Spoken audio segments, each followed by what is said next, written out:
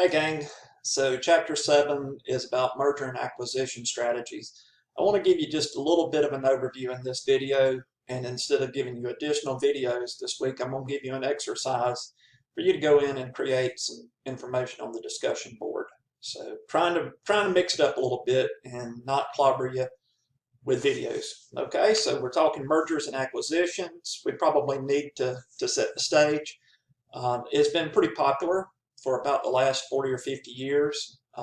Many businesses were subject to mergers and acquisitions in the 80s and 90s. A lot of takeovers. It's increasing around the world. And the goal, like with all strategy, is to try to create more value for stakeholders. The reality is that mergers and acquisitions are pretty difficult to implement and often have undesirable outcomes for at least one of the parties. For example, the acquired firms, they typically do pretty well. At the target firms, the firms that's being taken over, typically does pretty well.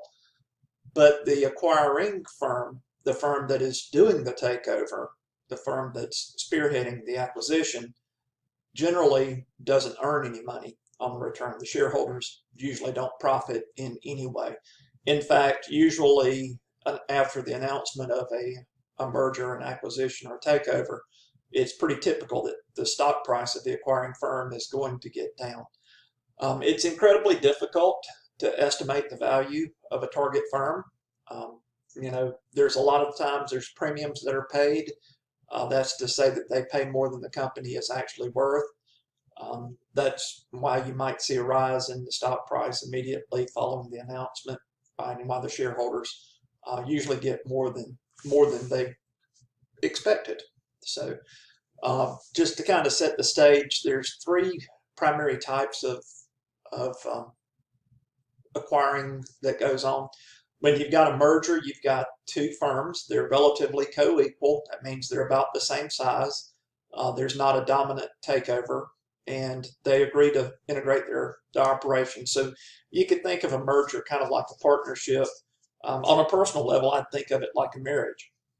If you've got an acquisition, that's where one firm buys a controlling interest in another firm. Sometimes it's 100%, sometimes it's less. It's enough to control anyway.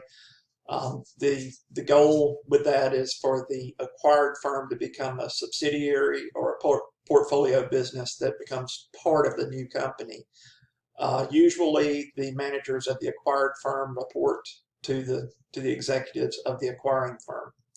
A takeover, most commonly when you hear that word, you'll hear the word hostile. That's to say it's an unfriendly takeover.